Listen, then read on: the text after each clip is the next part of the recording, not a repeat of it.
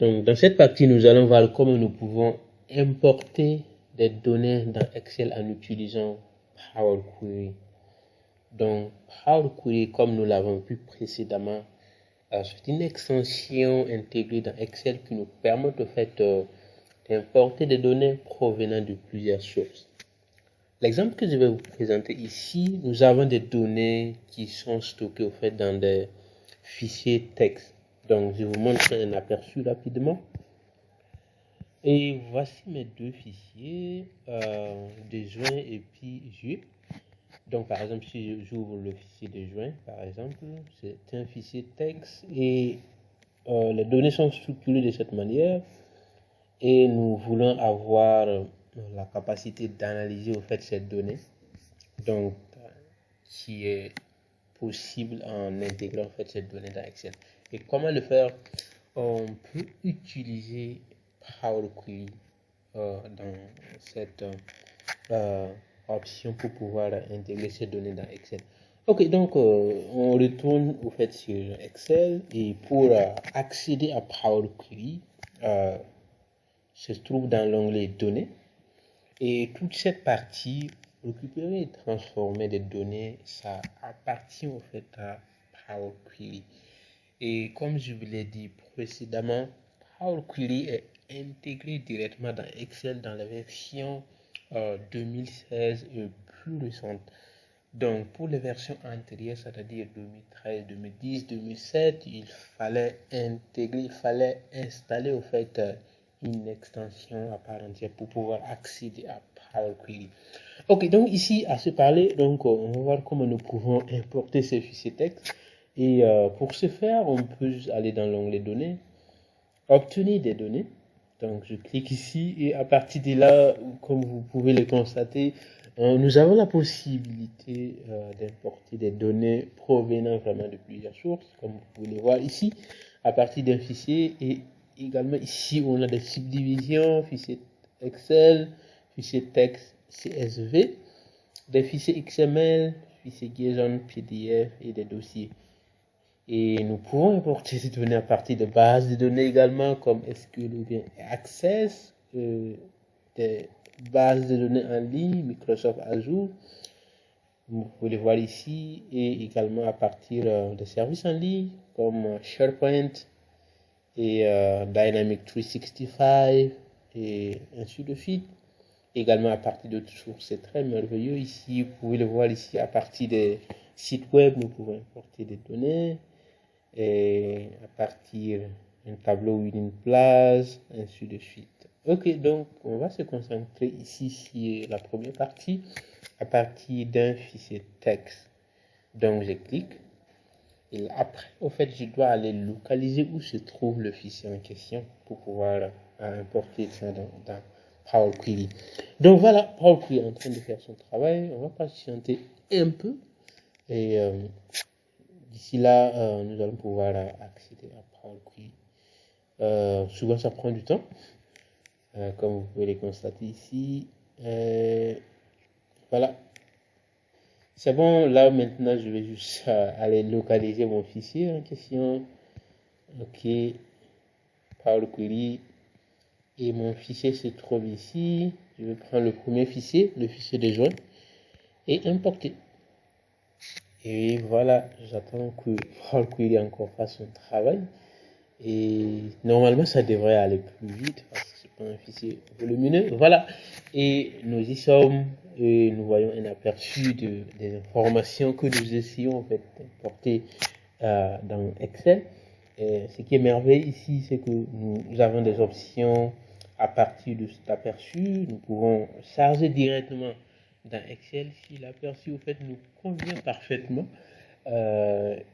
Sinon, si vous voulez transformer en fait ces données avant de les charger dans Excel également, vous avez cette option transformer les données, ainsi de suite. Donc ici, comme vous pouvez le voir ici, Excel nous donne en fait un aperçu ici et nous avons les 200 premières lignes. Excel en fait nous donne un aperçu. Voilà. Et ensuite, nous pouvons cliquer sur transformer et là en fait nous allons atterrir dans l'interface de Power Query, comme vous pouvez le constater ici.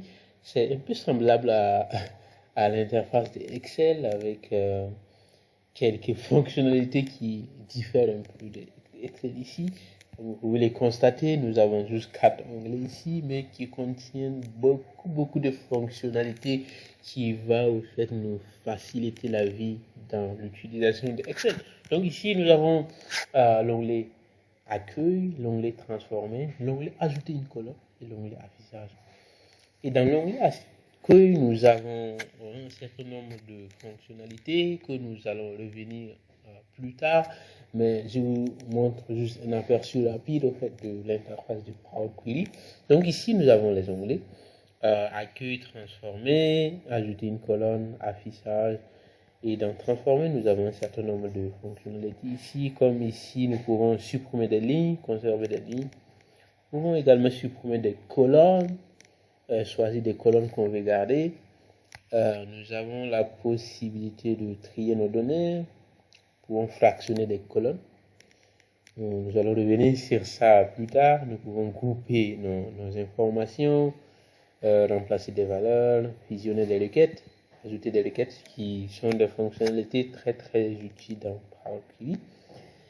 Et également ici, à partir de là, également, nous pouvons encore aller chercher d'autres sources pour pouvoir importer ici. Base de données, fichiers, plateforme, et ainsi de suite. Voilà. Et ça, c'est l'onglet accueil. L'onglet transformer également contient un certain nombre de fonctionnalités.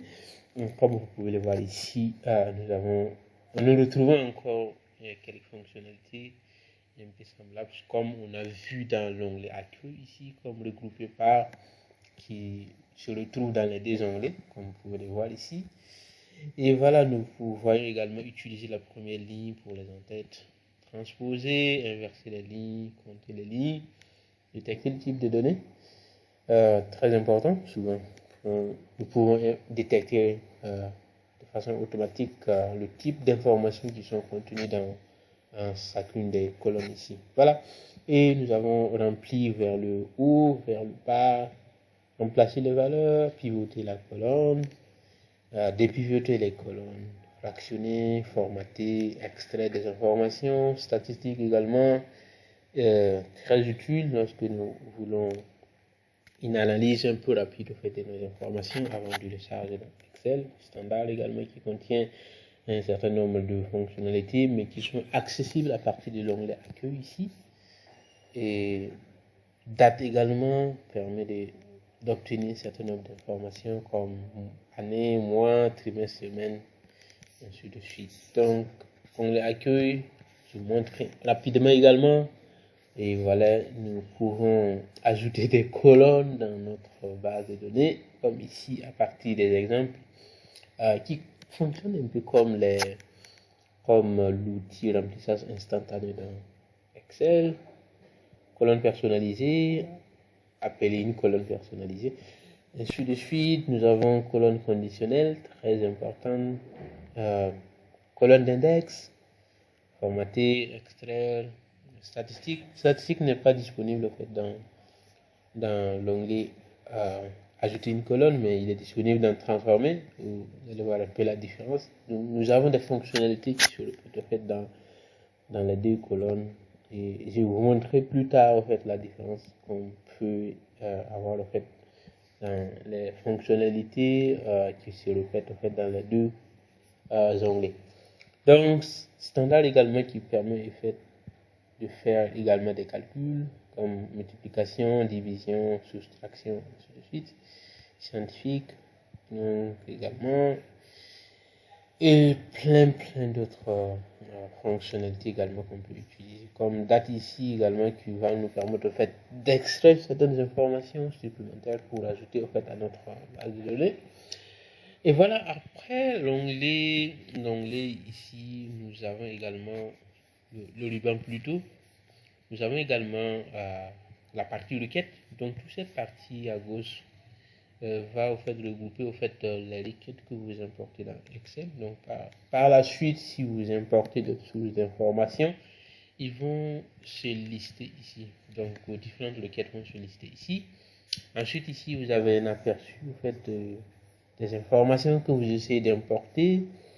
Et par défaut, Excel vous donne un profilage des 1000 premières lignes. Donc, comme vous pouvez le constater juste en bas ici. Donc voilà, donc profilage de la colonne en fonction des 1000 premières lignes. Donc ça, c'est l'aperçu au fait de vos informations. Ensuite, tout à droite ici, vous avez également les paramètres, les requêtes. Donc, comme vous pouvez le voir ici, le nom de la requête. Donc, vous pouvez modifier le nom de la requête également ici. Et ce qui est encore plus important à connaître ici, ce sont les étapes appliquées.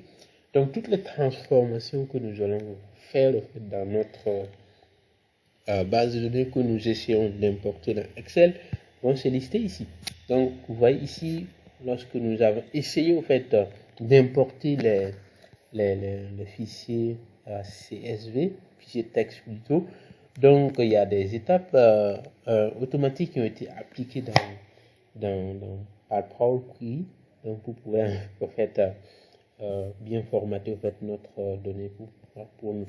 Donc ici, comme vous pouvez le constater, nous avons 3 étapes qui sont déjà appliquées. Donc source, en-tête promis et type modifié.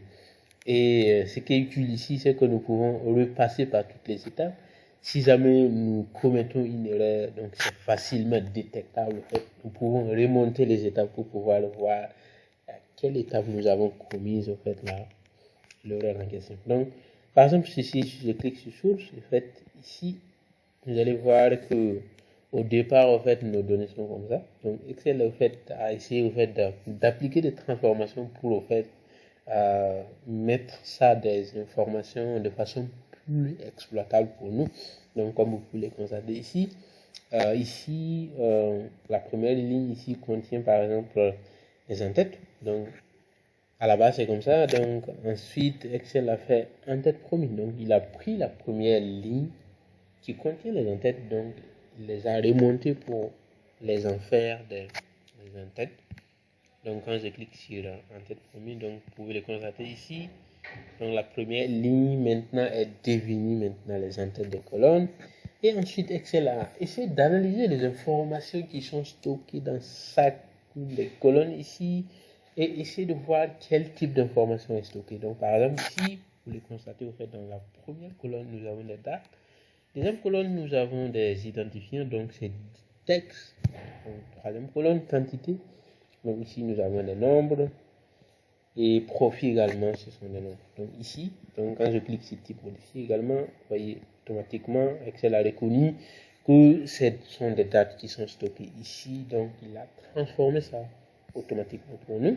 Donc, comme vous pouvez le voir ici, nous avons l'icône date qui apparaît ici. Et si nous cliquons sur l'icône en question, nous avons la possibilité au fait de changer le type des données qui se trouvent dans la colonne en question. Donc, par exemple, si Excel se trompait, par exemple, si ici c'était pas forcément des dates, nous pouvons cliquer sur l'icône en question et puis changer au fait pour mettre le type des données correspondant au fait aux informations qui sont stockées dans la colonne. Même chose pour la deuxième colonne. Ici, c'est du texte ABC. Vous le constatez ici, c'est du texte. 1, 2, 3, ce sont des nombres entiers. Vous le voyez ici. Même chose ici, nombre entier. Donc, ainsi de suite. Donc, ça, c'est un tour un peu rapide de Power Query. Et maintenant, si vous avez fini les différentes transformations, vous avez la possibilité, au fait, de charger ça dans Excel plutôt, pour pouvoir mener d'autres analyses, peut-être créer, par exemple, des tableaux croisés dynamiques qui sont utiles pour vraiment analyser vos informations. Donc ici, pour les types de chargement également, nous avons deux options, charger et fermer charger dans et fermer charger tout simple. Donc si nous optons pour la première option, au fait, Excel va créer une nouvelle feuille et il va mettre en fait les informations que nous avons importées. Si prenons la deuxième option, nous avons une flexibilité ici. Donc, c'est ça la différence. Ici, nous avons la possibilité de choisir, soit de mettre ça sur une feuille existante, soit de mettre ça sur une nouvelle feuille, soit de ne même pas charger ça dans Excel, et de mettre ça dans le modèle de données. Le modèle de données, nous allons voir ça plus tard et nous allons voir comment dans quel cas nous pouvons utiliser le modèle de données pour stocker nos informations. Voilà. Donc, par exemple, ici, nous allons utiliser la première option pour l'instant et après, nous allons voir la deuxième option plus tard. Donc, fermer, charger, tout simple. Donc, le chargement est en train de se faire ici et Excel va créer au fait cette nouvelle feuille et au fait, il va charger au fait les informations que j'ai importées. Et comme vous pouvez le voir ici, les requêtes et connexions, nous avons une requête qui a été importée et nous avons 324 lignes chargées. Et il n'y a pas d'erreur. Si jamais il y a une erreur également, ça va apparaître également ici.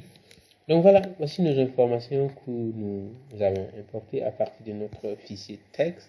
Donc nous pouvons en fait faire la comparaison avec les données de base pour voir est-ce qu'il y a une amélioration ici. On avait ce format et maintenant nous avons ce format donc qui est exploitable maintenant dans Excel pour mener des analyses. Donc un tour rapide de Power Query. Ensuite, nous allons voir comment nous pouvons exploiter au fait cet outil pour pouvoir mener d'autres analyses encore plus puissantes.